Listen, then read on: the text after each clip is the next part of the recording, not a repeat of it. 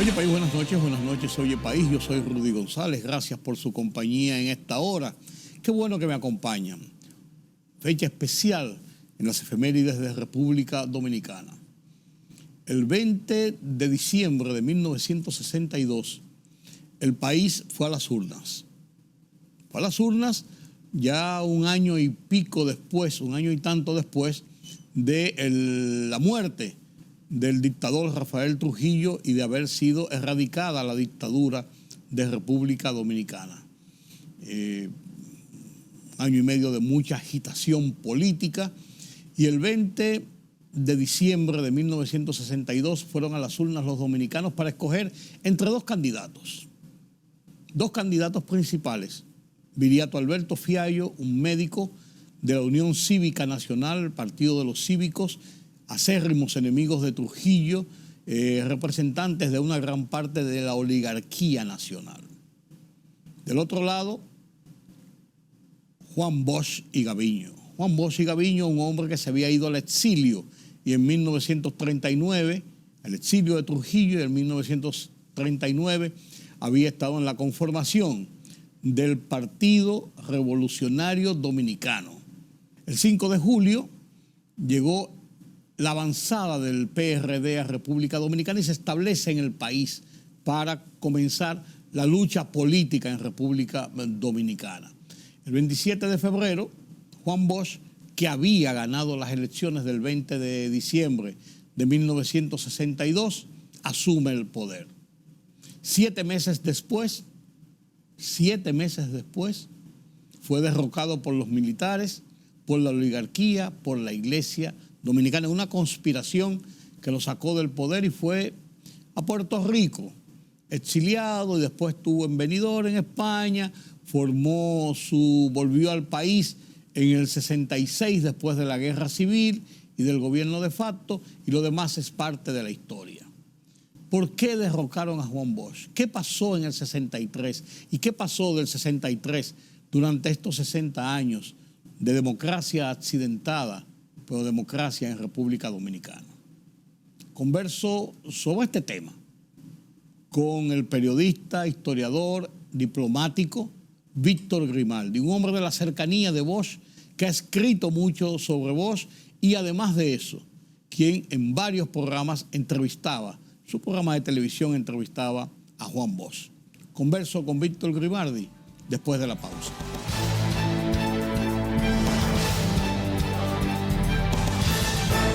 La libertad solo reside en los estados en los que el pueblo tiene el poder absoluto. Por el respeto a los valores democráticos y la dignidad del pueblo dominicano, El Rumbo de la Tarde, plural, objetivo, comprometido siempre con la verdad. Con Georgie Rodríguez, Rudy González y Ramón Colombo. Los poderosos ya están en el aire.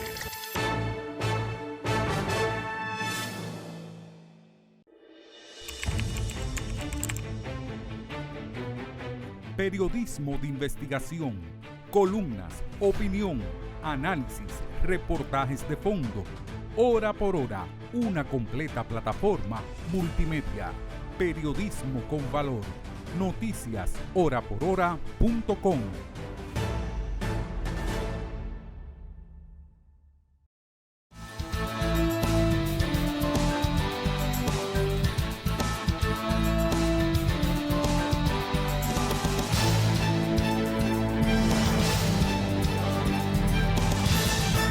Gracias por continuar con nosotros aquí en Oye País. Entrevistar a un periodista es complejo para un periodista.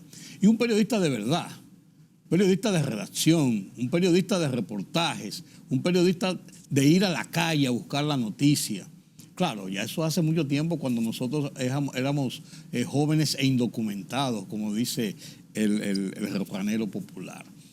Víctor Grimaldi, desde siempre, se caracterizó dentro de los periodistas de la época por ser un investigador, por buscar documentos, por reseñar sus noticias a las que tenía asignación cotidiana, basarla en los hechos reales. Y eso lo ha seguido después en su vida de ya entrevistador, de diplomático, de historiador de lo que ha pasado en República Dominicana en estos 60 años de democracia accidentada.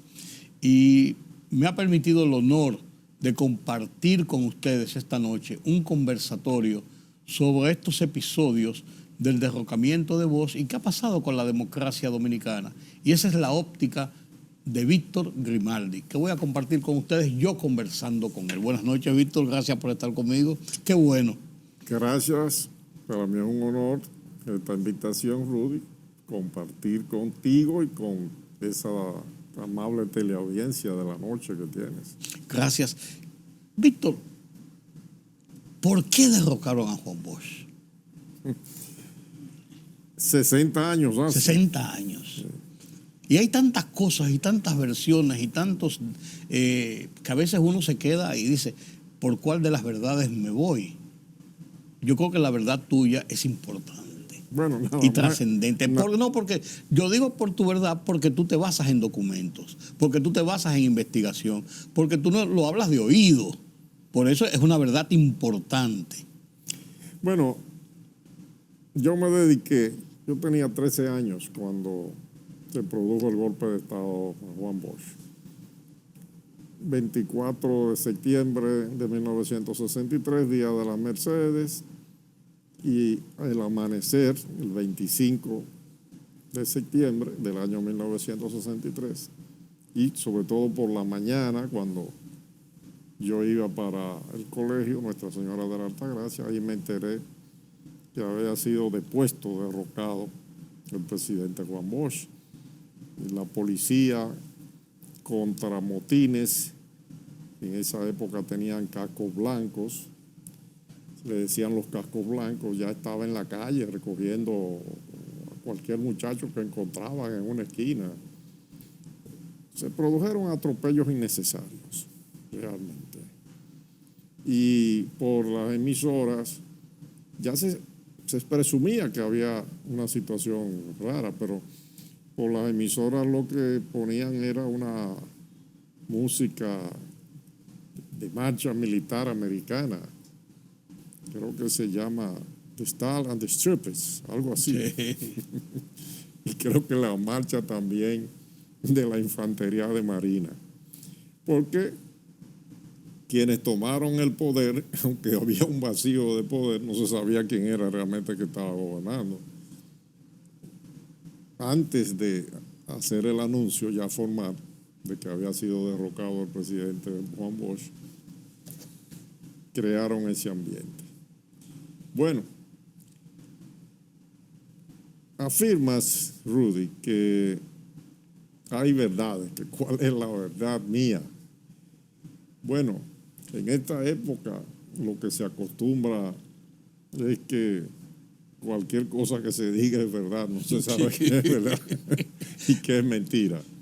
Pero, y a veces la gente lo que hace es que se acomoda a su verdad, a la que más le gusta. Aquí está. Yo tengo aquí un libro, una edición, la última edición que se ha publicado, incluso se cambió la portada, que se llama Golpe y Revolución. Este libro fue publicado por la Comisión de Efemérides Patrias. Esta edición, pero antes yo lo publiqué con varias ediciones. Esa es la portada original. El golpe, sí. Pero realmente este libro es la evolución de dos libros.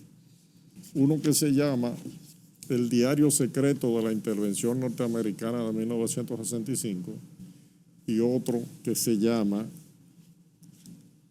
El Misterio del Golpe de Estado de 1963. Esta es la portada. Del misterio del golpe de Estado. Misterio.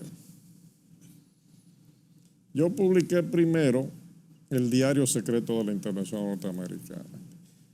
Y el misterio contenía fundamentalmente documentos fotografiados, es decir, documentos auténticos del gobierno de los Estados Unidos sobre lo que había sucedido en el año 1963.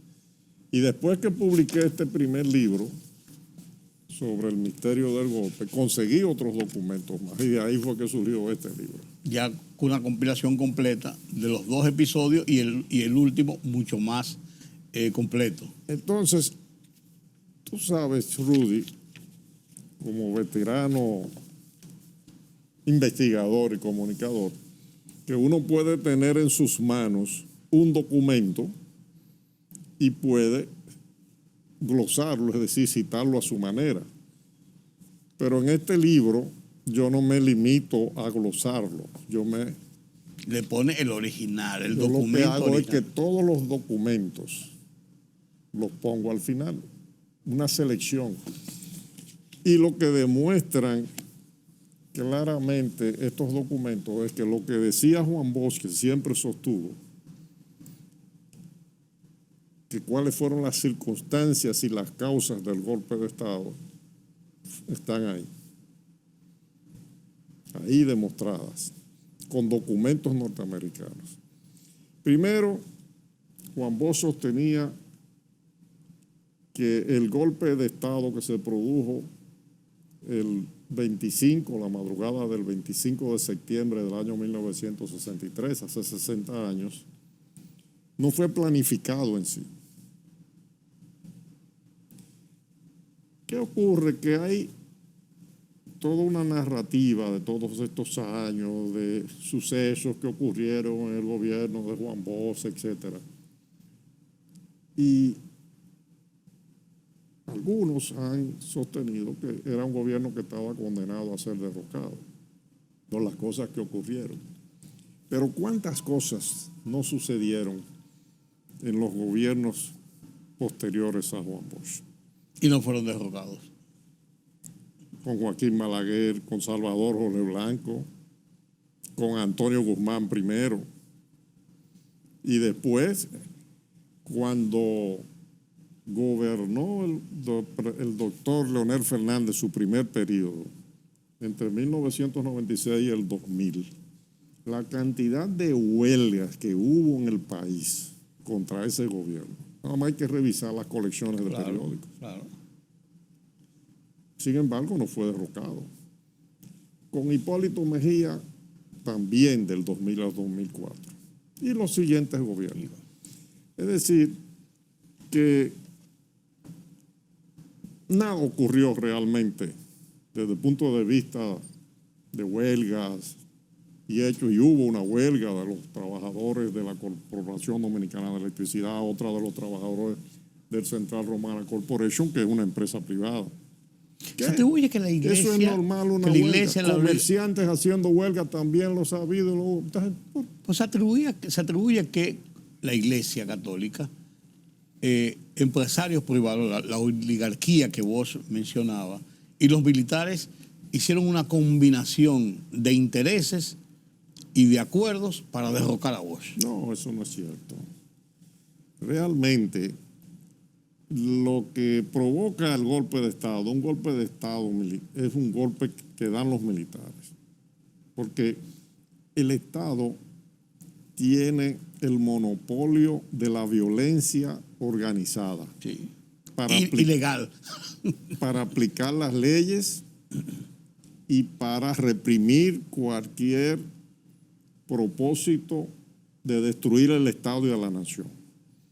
Y eso descansa en la administración de justicia, pero sobre todo en los organismos coercitivos, en la policía y en los militares, que no solamente se limitan a la defensa del territorio, sino cuando tienen que actuar en una emergencia, para eso están los militares y los policías, para salvar el Estado y a la nación. ¿Vos no sintonizó con los policías y los guardias de esa época o le impusieron a los militares tomar la acción desde, por ejemplo, Estados Unidos? Ese es otro mito de que Juan Bosch debió haber cambiado a los militares, a los jefes militares que encontró, que los dejó.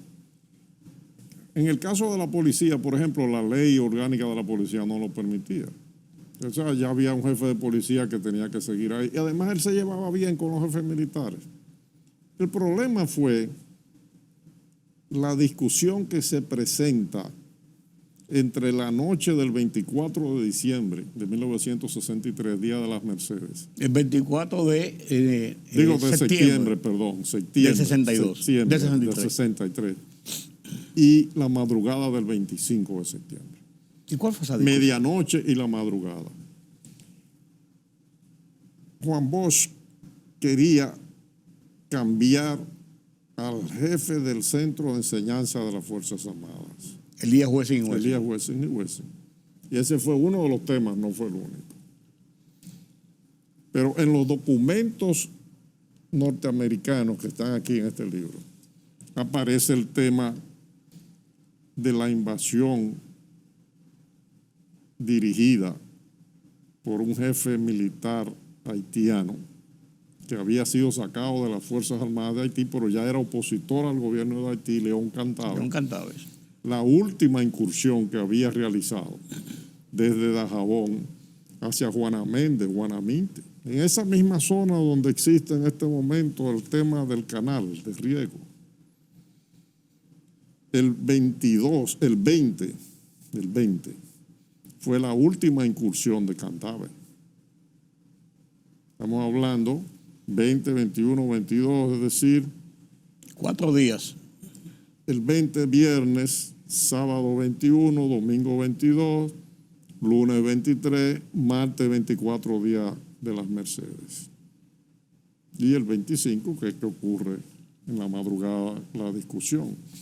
En los documentos ahí se demuestra que ese fue uno de los temas que discutió y lo revela el que era el embajador de los Estados Unidos, John Barlow Martin, quien precisamente en el libro que él escribió, que se llama en inglés Overtaken by Advance, no habla de ese tema, pero en los cables de la embajada que él firma, sí.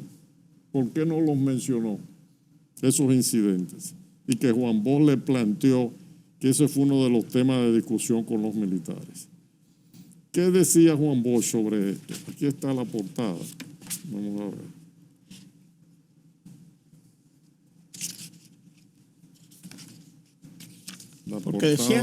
La portada del libro de Martin, en español sí. Le pusieron El destino dominicano. Sí.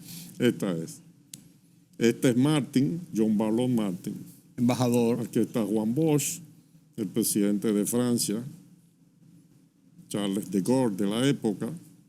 Y aquí está un personaje muy importante también del gobierno del presidente Kennedy. No recuerdo, Ralph Dutton se llama este, que jugó un papel importante, no en el golpe, sino que él defendía a Juan Bosch allá, en la Casa Blanca. El problema es que Juan Bosch descubrió que el gobierno de los Estados Unidos, sin su consentimiento y sin su conocimiento, era el que estaba promoviendo desde el territorio dominicano las incursiones guerrilleras contra Haití. Incluyendo la de Cantabes. O la de Cantabes, precisamente. Porque es que en el mes de julio, a mediados de julio de 1963, Juan Bosch se había enterado de que León Cantabe, el general León Cantabe haitiano, estaba desarrollando prácticas de tiro en Sierra Prieta, sí, donde todavía el ejército practica. Entrenándose. Y cuando Juan Bosch se enteró, llamó al secretario de las Fuerzas Armadas, Viñas Román, a Víctor Elvi Viñas Román, y le ordenó que desmantelaran, y lo desmantelaron. Pero de repente empezó de nuevo la acción de Cantabe. Primero en agosto lo hizo y después en septiembre. Y Juan Bosch le preguntó una vez al embajador John Barlow Martin si él estaba enterado de eso. Juan Bosch escribió que el embajador Martin le dijo que era de Venezuela, que ellos venían, que no era del territorio dominicano, lo estaban engañando. Claro. Ese fue uno de los temas de discusión. Hay una versión que yo leí que dicen que esa misma noche, el 24, Bosch había mandado a buscar a Cantabe y no, eso a Palacio. No es eso nunca ocurrió. Eso no es cierto. Pero hay tú has visto esa versión. Eso fue en julio. Ok. Fue a mediados de julio que él mandó a buscar a Cantabe cuando se enteró, y ahí llamó a Víctor Elvi Viñas Román. Cantabe le dijo que él era que estaba apoyando eso, que él le dijo que no, y lo desautorizó. ¿Quién le dijo a usted que yo le estoy apoyando en esas cosas? Pero aquí también hay un documento muy importante en este libro, que es una entrevista y está también fotografiada, que yo conseguí en la Biblioteca Kennedy, con el embajador Thurston, que era el embajador de los Estados Unidos en Haití en ese momento. Y él afirma ahí que Cantave estaba siendo apoyado por la CIA, la Agencia Central de Inteligencia. Me preguntarás, y se preguntarán los amigos televidentes, ¿y por qué los Estados Unidos apoyaban a León Cantave para que derrocara a François Duvalier? Porque era un dictador. En otros lugares, los Estados Unidos, en esa época y todavía hoy, armonizan con los dictadores. No, el problema era que Duvalier había establecido relaciones diplomáticas con Polonia. Hoy, 60 años después, Polonia es un país democrático, sí, pero en esa época era un país comunista, del bloque que llamaban comunista, sí, aliado de Rusia, que estaba conformada la Unión Soviética. Rusia en la Unión Soviética. Polonia no pertenecía a la Unión Soviética, pero sí era un país comunista, sí, y pertenecía a lo que se llamaba el Pacto de Varsovia. Entonces, esa era la razón. Realmente los Estados Unidos querían desplazarlo y estaban haciendo eso sin consultar con el presidente, el uso del territorio dominicano. Ese fue el tema álgido en definitiva. Claro, que naturalmente, ¿qué es lo que esto demuestra? Que Juan Bosch era un presidente independiente, en el sentido de que mantenía una política exterior independiente. Era un gobierno democrático, decente, respetuoso de las libertades, promotor de la libre empresa. Es más, en un informe de la Embajada Americana reconocen que era un gobierno democrático y promotor del desarrollo económico dentro del sistema de libre empresa. ¿Y por qué los demás sectores de la sociedad dominicana, esa misma oligarquía, la misma iglesia, no hicieron resistencia a ese golpe? No se pronunciaron, dejaron prácticamente que las cosas... Porque fue un hecho cumplido simplemente, sí, y porque ocurrió de repente. Pero yo sí tengo una explicación a lo que se llaman las conspiraciones, que siempre se había hablado aquí, que había conspiraciones. Eso puede ser cierto. En el siguiente detalle. Tienes que recordar, Rudy, que el 30 de mayo de 1961 fue eliminado Rafael Leonidas Trujillo Molina y todos los que estuvieron involucrados en ese complot, hasta el gobierno de Estados Unidos, que dio luz verde. El poder lo administra, después de la muerte de Trujillo, Joaquín Balaguer. Y al finales del año, en el mes de diciembre, el presidente Balaguer crea lo que se llama el Consejo de Estado. Y se traza todo un calendario para el año siguiente, el 1962, para la celebración de elecciones. Porque la Constitución de la República, que estaba vigente, establecía que las elecciones eran cada 5 años, desde 1952. 1952, 1957, Héctor Bienvenido Trujillo Molina era el presidente. No había vicepresidente en ese momento. La vicepresidencia se crea para las elecciones de 1957 para que Ramfis Trujillo, el hijo de Rafael Trujillo, fuera el sucesor. Eventualmente, él no quiso, Joaquín Balaguer entró. Entonces, el trujillismo, el aparato de poder del trujillismo, que gobernó 31 años, era bastante arcoíris, digamos, en el sentido de que era diverso, amplio, ahí había todo tipo de gente. Tú podías encontrar en el trujillismo gente muy civilizada, pero también trogloditas. Intelectuales y bueno, había de todo. Yo te voy a mencionar un caso. Era trujillista Rafael Filiberto Bonelli.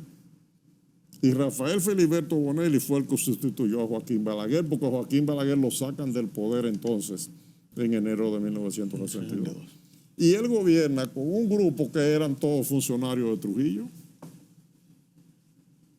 Por ejemplo, el doctor, que era muy famoso, que fue secretario de Salud Pública 10 años antes en el gobierno de Trujillo, Ahora no recuerdo el nombre exactamente, pero que siempre se hablaba de que podía ser un día presidente de la República.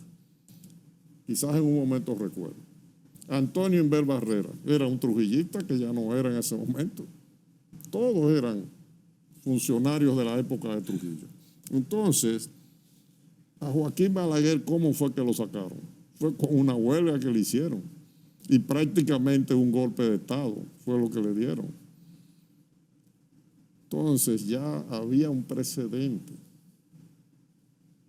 Ese, del 16, 17 de enero del año 1962, pues fue una conspiración. Primero la conspiración para eliminar a Trujillo, después la conspiración para sacar a Balaguer. ¿Y qué pasó con Joaquín Balaguer? Lo mandaron fuera del país. A Estados Unidos, precisamente. Se tuvo que asilar al lado de su casa, en la embajada del Papa, sí. en la Nunciatura. Y a principios de marzo, la primera semana, se fue. Juan Bosch gana las elecciones que se celebran entonces en diciembre de 1962. Pero Balaguer se quedó fuera, no lo dejaron venir al país para que participara en las elecciones. Entonces los seguidores de Balaguer votaron por Juan Bosch y por el PRD, Partido Revolucionario Dominicano. Entonces ya el precedente existía. Golpe a Juan Bosch, se va para el exilio y se junta por allá con Balaguer. Entonces, sucedió eso, que ya había un precedente. Pero lo que yo no creo es esa exageración que ha habido con el tema de que fue una conspiración de la oligarquía, de la Iglesia Católica, todo eso no es el eje común, lo que determinó. El eje común del derrocamiento de Trujillo, el asesinato de Trujillo y el derrocamiento del trujillismo, la salida de Balaguer y el golpe de Estado de Bosch son los Estados Unidos. Claro, porque en definitiva la geopolítica es la que ha determinado los procesos históricos más recientes, contemporáneos de la República Dominicana, pero también en América Latina. En el caso concreto de Juan Bosch, como decía, como tenía una política exterior independiente y era neutral desde el punto de vista de la política internacional, así que él no estaba ni con el bloque socialista, ni con comunista, el bloque, ni abiertamente con la política anticomunista de los Estados Unidos sin ser comunista. Porque él entendía que si asumía esa línea iba a tener que reprimir. Entonces iba a tener que actuar como Trujillo, un presidente que había sido escogido para ejercer el poder democráticamente. Entonces por eso Juan Bosch no aceptó seguir con esa política represiva. Si el gobierno de Juan Bosch hubiese permanecido hasta cuando debió permanecer, hasta el año 1967, y se le hubiese respetado, este país no hubiese pasado por el trauma de la guerra civil, entonces, que se produjo un año y unos meses después de su derrocamiento, Rudy. Y la intervención militar. Y después los Estados Unidos tuvieron que hacer una intervención masiva en la República Dominicana, militar. Claro, era otra época, sí, pero fíjate que hubo golpes de Estado también en otros países de América Latina. En el entorno del de Bosch hubo ocho golpes de Estado, antes y después, inmediatamente. Pero y después, la Suiza de América, que era Uruguay, una dictadura militar sangrienta. Argentina ni se diga, barbaridades. Chile. Todo cambió cuando llega a la presidencia de los Estados Unidos James Earl Carter, Jimmy Carter, que por cierto estaba interno en un hospital hace unos meses. Sí. La familia lo sacó para darle tratamiento paliativo, se dice. Y en estos días andaba paseándose con su esposa en una camioneta. Sí. 99 años de edad. Sí es. Y cambió también con la llegada de Juan Pablo II, el Papa Juan Pablo II, al solio de San Pedro. Carter gana las elecciones de noviembre del año 1996. Asume la presidencia su política de respeto a los derechos humanos de 1977. al año siguiente, en Italia, en el mes de junio, el presidente Giovanni Leone renuncia.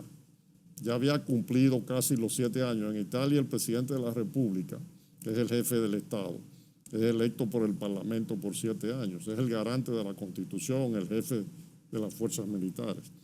Giovanni Leone renunció por el escándalo de la Lockheed, que fueron unos sobornos que una compañía norteamericana fabricante de aviones, famosa, la Lockheed, practicó hasta en Alemania, en Italia, en varios países que compraban aviones, y salpicó, no a él directamente, pero a gente del gobierno.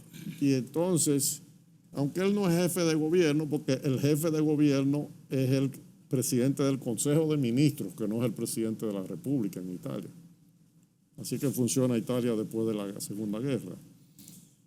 Entonces, ahí entró también un personaje importante, el primer socialista que fue presidente de la República Italiana, Sandro Pertini, que gobernó hasta los 89 años de edad. Entonces hicieron un dúo importante, porque Italia es muy importante para el Papa, para la Santa Sede y viceversa.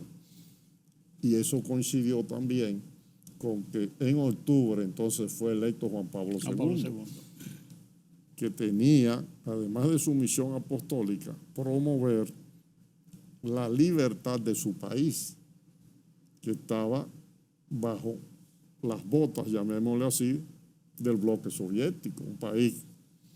En Polonia fue donde primero se produjeron las primeras manifestaciones contra el bloque soviético. Antes que la rebelión de Hungría, los trabajadores polacos en el año 1955 de los astilleros, con Lech Walesa. Entonces, pero no antes de Lech Walesa, porque Lech Walesa surgió en el 80, fue que apareció, pero ahí era otra generación. Entonces, la presencia de este personaje, Juan Pablo II, ayudado por ese cambio importante en Italia, que por cierto, hasta hace 8 años atrás gobernó un comunista, una cosa increíble, que fue Giorgio Napolitano, que en paz descanse falleció en estos días.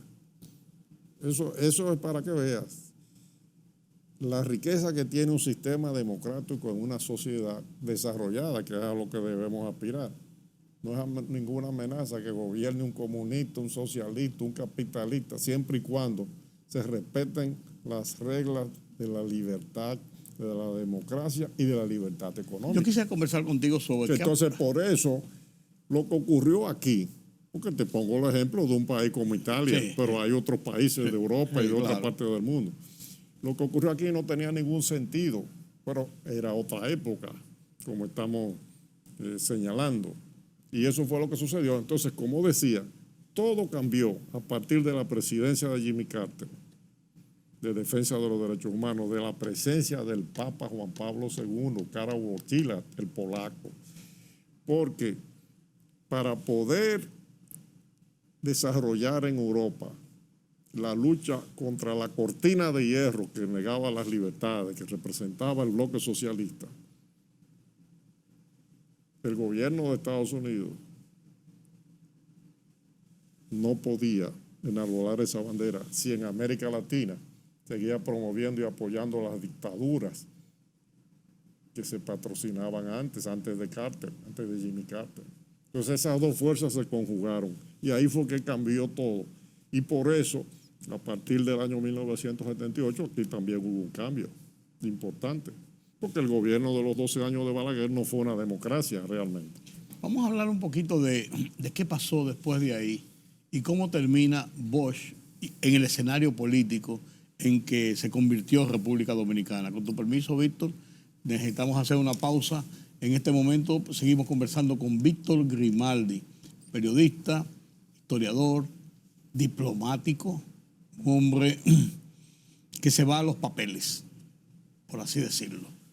Un hombre que no especula, sino que habla con los documentos. Permítame la pausa.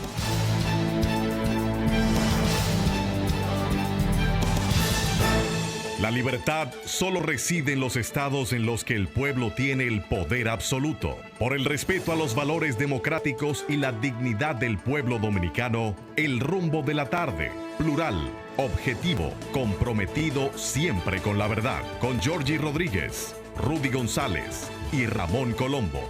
Los poderosos ya están en el aire.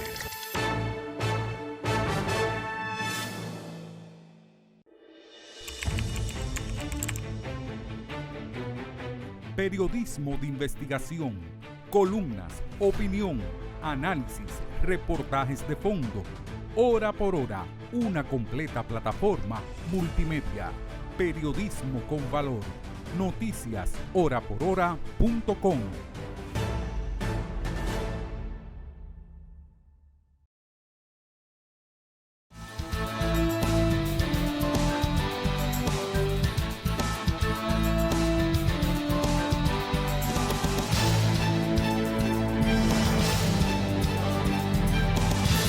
El 23 de septiembre llegó al país por vía aérea el almirante William Ferrell. Era la segunda visita del almirante Ferrell a Santo Domingo en menos de un año. La noche del 24 de septiembre se le ofreció una recepción en el Club de Oficiales de las Fuerzas Armadas, a la cual asistió el presidente Bosch, el secretario de las Fuerzas Armadas y el jefe de la Marina de Guerra. Terminada la recepción, el presidente Bosch se dirigió al Palacio Nacional, donde sostendría una reunión con los jefes militares de las diferentes ramas de las Fuerzas Armadas.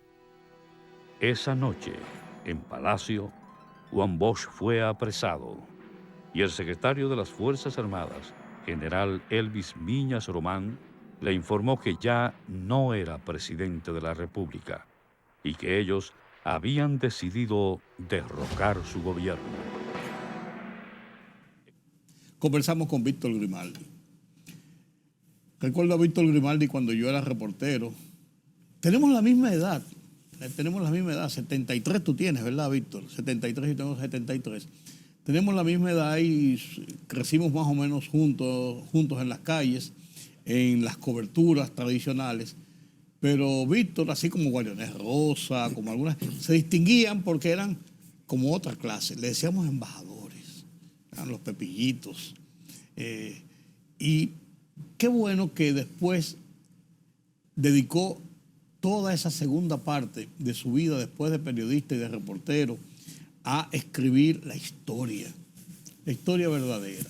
Y tiene por eso conceptos propios sobre la base de los episodios, de los hechos, no de los decires. Cuando terminábamos la conversación anterior, el bloque anterior, yo decía, ¿y qué pasó después de 1978? ¿Cómo siguió Bosch? ¿Cómo terminó Bosch? ¿Y en qué escenario de la política nos encontramos? Si ustedes se ponen a ver, señores, el PRM es un desprendimiento del PRD, que fue un desprendimiento de la división del PRD en el 73, que Bosch había fundado aquí en República Dominicana y había sido su presidente. Y de ahí salió el PLD. Y del PLD sale la Fuerza del Pueblo. Si usted se pone a ver la lucha política de hoy, es entre seguidores o hijos o nietos de Juan Bosch. ¿No es así, Víctor? ¿Qué cosas tiene la vida? Juan Bosch es el gran maestro de la democracia dominicana. Definitivamente. Primero porque dio el ejemplo, su testimonio gobernando. Y en segundo lugar, por lo que enseñó, escribió, nos enseñó a muchos. Como señalabas en el año 1973, en diciembre, el 15 de diciembre, se fundó el Partido de la Liberación Dominicana, lo fundó Juan Bosch. Sí. Había renunciado el mes anterior al Partido Revolucionario Dominicano, del cual fue uno de los fundadores, aunque no el fundador. No, se fundó en La Habana. Sí, en el 39. Sí, en el 39. Él decía que realmente el creador de la idea del PRD era el hijo de Francisco Enríquez y Carvajal, que era un hijo de un expresidente de la República casado con una cubana. Entonces, Juan Bosch en el exilio desde el año 1938 al año 1961, adquirió un conocimiento viajando por muchos países y estudiando en Chile, en Costa Rica, en Venezuela, y estuvo en Europa también, estuvo en Italia, de cómo funcionaba el sistema democrático frente a la dictadura de Trujillo. Llegó aquí el PRD, el Partido Revolucionario Dominicano, era un partido desconocido. Pero él fue siempre muy cauteloso y ya conocía de joven a Joaquín Balaguer, eran amigos. Y antes de llegar al país, primero vino una misión adelante, en julio, encabezada por Ángel Miolán. Ramón Castillo y Nicolás Silva. Pero antes de llegar, él se reunió con Joaquín Balaguer en Nueva York. Cuando el presidente Balaguer va a pronunciar el discurso en Naciones Unidas, que siempre se va a finales de septiembre, ahí Juan Bosch se reunió con Balaguer en esos días, en el Hotel Waldorf Astoria. Estamos hablando del año 1961. Balaguer es el heredero del trujillismo. Y cuando viene para acá, ya, desde Curazao fue que llegó el 20 de octubre. Unos días antes le envió un telegrama a Joaquín Balaguer. Telegrama que existe, yo tengo copia y lo he publicado. Originalmente lo publicó Guillermo Piña Contreras en una biografía que le escribió de Juan Bosch, pues yo lo he reproducido en artículos. Y ya ahí hubo siempre una especie de combinación entre Joaquín Balaguer y Juan Bosch, hasta el punto de que estando Balaguer exilado en diciembre de 1962, el 20 de diciembre del 62, quería venir, quiso venir, ya había creado un partido que todavía no se llamaba Reformista. No lo dejaron entrar y siempre se dice, y parece que es verdad, que Balaguer ordenó a sus seguidores que votaran por Juan Bosch. Entonces, seguimos. Balaguer exilado, Juan Bosch derrocado, los dos exilados. Los seguidores de ambos, y sobre todo militares, se pusieron de acuerdo para sacar del poder al gobierno de facto que había sustituido a Juan Bosch, el famoso triunvirato, que comenzó con 3 figuras que después no eran ellas, sino eran otros 2. Otros 2 y terminó uno. Viene la insurrección, viene la intervención norteamericana, vienen las elecciones del 1 de junio del 66, Balaguer presidente un mes después, ganó las elecciones, Juan Bosch no podía ganar esas elecciones. Entonces Juan Bosch y Balaguer se reúnen en la Anunciatura Apostólica en el mes de septiembre de 1966.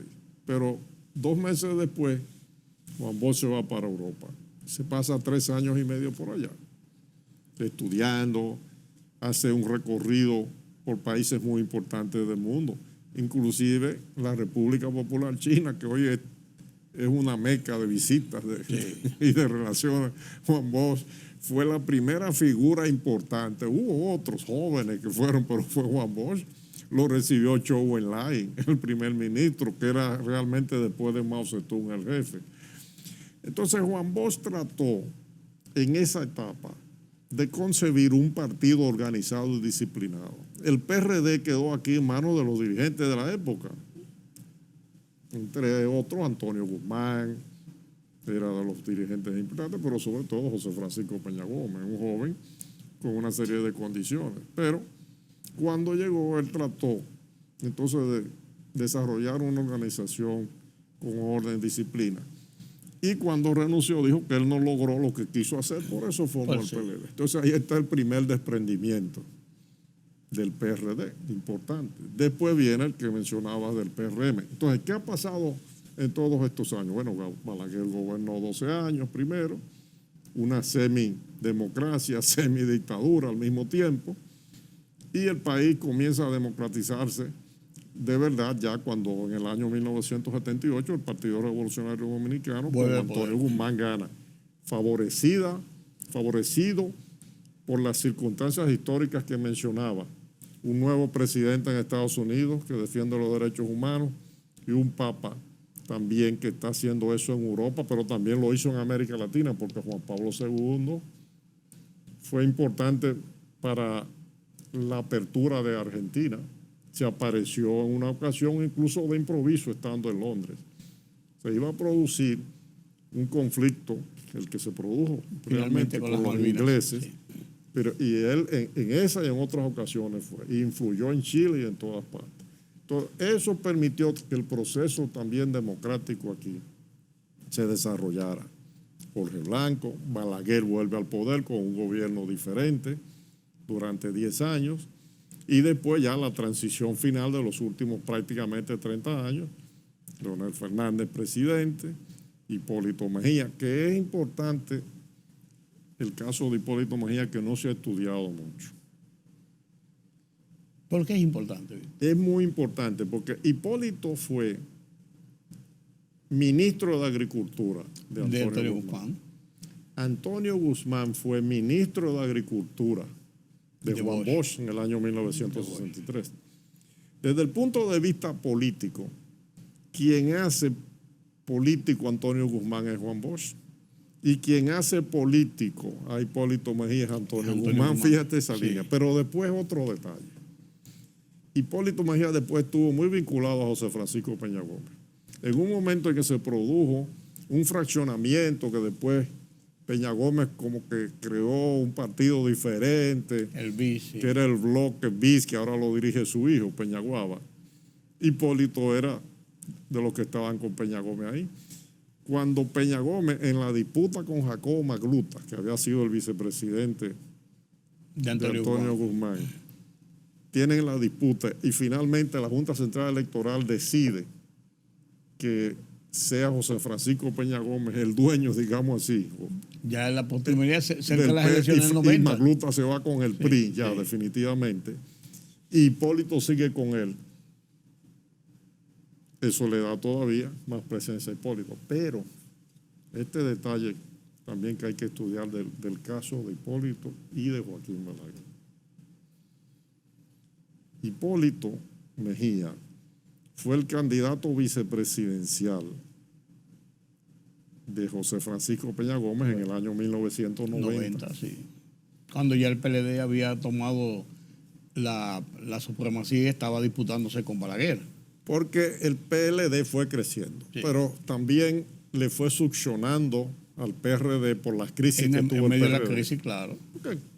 Y venía de ahí, había una afinidad. Y entonces, ¿qué ocurre?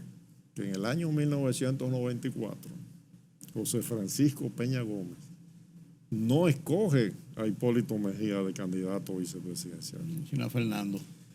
A Fernando Álvarez Bogal. ¿Y quién era Fernando Álvarez Bogal? Bueno, amigo de Peña Gómez, de infancia, de la familia, pero políticamente, eso es otra cosa, sí. En el año 1978, la convención del Partido Reformista, que todavía no era Partido Reformista Social Cristiano, a quien escoge es a Fernando Álvarez Bogal como vicepresidente, candidato ese. Pero se armó un lío, un apagón, y lo desplazaron, y Balaguer repitió con quien había sido su vicepresidente desde el año 1970, Carlos Rafael Goico Morales, porque el primer candidato vicepresidencial de Balaguer había sido Francisco Augusto Lora. Entonces, ¿cuál era el problema? El problema fue que en el año 1969, cuando se estaba discutiendo quién iba a ser el candidato del Partido Reformista, y Francisco Augusto Lora y sus seguidores, entre ellos Guaroa Liranzo, que a uno de sus hombres alegaban que era Lora, ahí se produjo un fraccionamiento, incluso hasta Guaroa se alejó de Balaguer. Sí. Fernando Álvarez Bogal públicamente no manifestó sus vinculaciones con Francisco Augusto Lora. Pero a mí me dijo una persona muy cercana a Joaquín Balaguer que lo que Joaquín Balaguer nunca le perdonó a Fernando Álvarez Bogal fue que esa vez no fue claro No se definió y públicamente. que estaba Sí. cuando, con la gente de Lora, cuando Balaguer fue que lo hizo también una figura política. Claro, que era un momento de Fernando definición. Álvarez Bogar. Y era un momento de definiciones. Entonces, por eso Balaguer, según esa versión que tengo de una persona muy cercana a Balaguer, jamás confió en Fernando Álvarez Bogar, pero que resulta que Fernando Álvarez Bogar, un tipo talentoso, inteligente, tuvo puestos muy importantes, secretario de Agricultura, secretario de Finanzas, pero sobre todo director ejecutivo del Consejo Estatal del Azúcar, cuando era una maquinaria económica extraordinaria, adquirió un poder tremendo. En el 82, de nuevo, Fernando Álvarez escogido para la candidatura vicepresidencial. Y ahí se produjo otro apagón y Balaguer renunció a la candidatura. Lo hizo para que Fernando también renunciara a la vice y puso otro candidato. Y en el 86, bueno, ya sabemos que finalmente llevó a Carlos Morales Troncoso. Fernando Álvarez estaba borrado para Balaguer desde el punto de vista político. No lo aceptaba para nada. El grave error que comete Peña Gómez en ponerlo de candidato vicepresidencial en el 94 contribuyó a que se creara la crisis electoral que se creó. Del 94. Y en la del 96, bueno, ahí ya perdió definitivamente Sí. por ponerlo de nuevo. Sí. Pero Ahí es cuando se hace el pacto patriótico. ¿con quién es que se entiende después Joaquín Balaguer del Partido Revolucionario Dominicano? ¿Con quién es que se pone de acuerdo? Con Peña Gómez. No, Peña Gómez ya había muerto. Ya había muerto. Con Hipólito. Con Hipólito Mejía. Con Hipólito tiene razón. En el año 2000, Hipólito no sacó el 50% más un voto. No, y Balaguer es que le da. Había que hacer segunda vuelta Sí. y Balaguer dijo, aquí no se va a hacer segunda vuelta. No lo dijo con esas palabras, No, pero dijo que no había que pero- realizar segunda vuelta claro. porque Hipólito iba a ganar. Claro. Y hicieron después.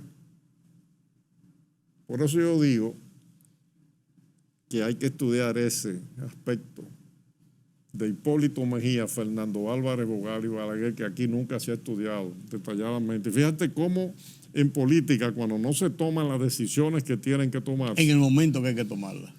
hay que saber, porque la política es una sumatoria que se va logrando poco a poco. Y en el caso de Juan Bosch, que fue si realmente la pregunta, pero yo Sí, quería... no, pero válido.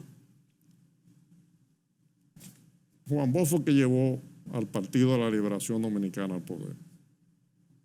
Porque en definitiva fue Balaguer el que lo apoyó, pero fue un acuerdo con Juan Bosch que se fue construyendo con el tiempo.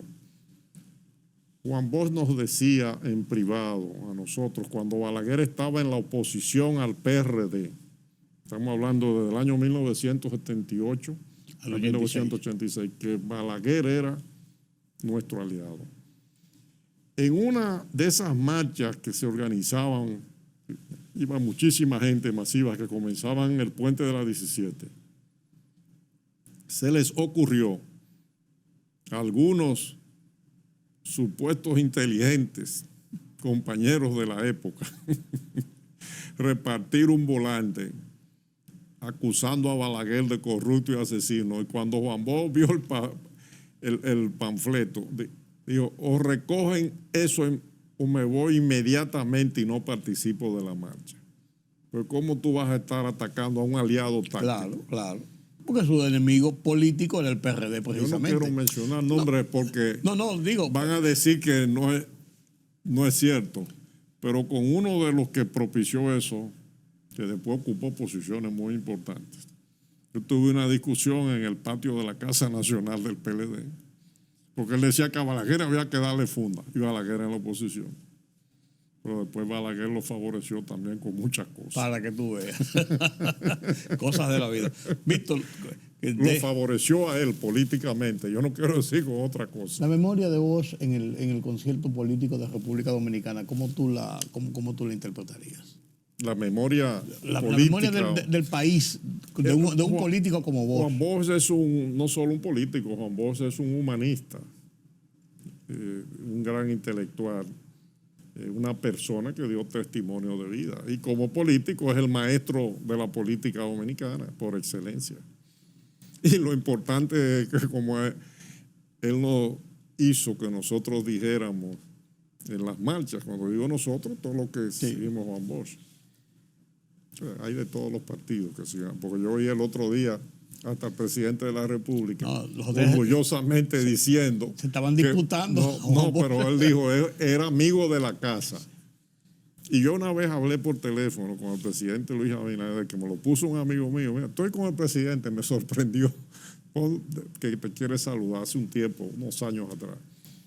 Y él me dijo, sí, y es verdad, porque era muy amigo del papá. Del papá, no José. Es decir, Juan Bosch es un patrimonio que está por encima, un patrimonio intelectual, moral y humanista, que está por encima de todos los partidarismos políticos. Pero ahora, desde el punto de vista político, es la raíz de todo el sistema político dominicano mayoritario, porque cuando uno suma PRM, PRD, PLD y Fuerza del Pueblo, estamos hablando del 95% de los votos de la simpatía. El ejercicio que te hice hace un momentito, Bosch, claro que sí.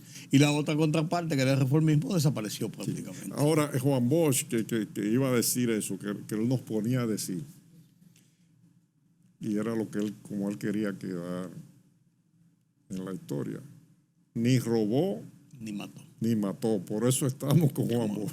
Sí, yo recuerdo la consigna. Pero lo que pasa es que para ejercer el poder hay que enlodarse de lodo todos los días, después hace un baño con jabón de cuava.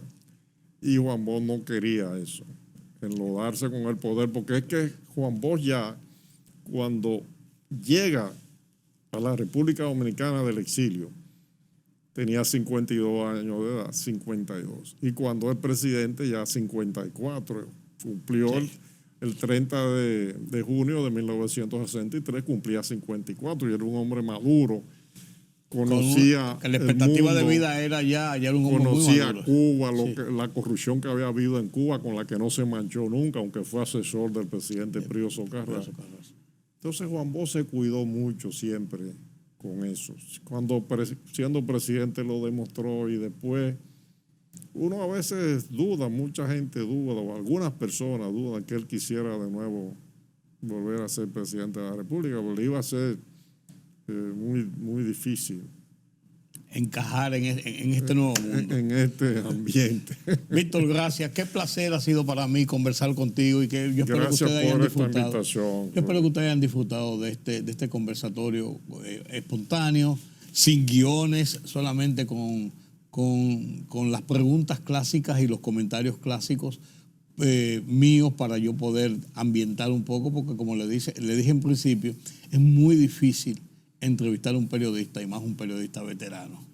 Es complicado, es complejo. Gracias, Víctor, de nuevo. Gracias a ustedes por haberme acompañado en este conversatorio y haber analizado así, a grandes rasgos, pero con muchas puntualizaciones importantes, sobre lo que fue el derrocamiento de Juan Bosch, el ascenso al poder de Juan Bosch, y después todo lo que ha sido el devenir político hasta este momento, pensando desde el 63 al 2003, 60 años de democracia accidentada, democracia a la dominicana, pero democracia al fin. Pasen un feliz resto de la noche. Nos vemos mañana. Yo soy Rudy González.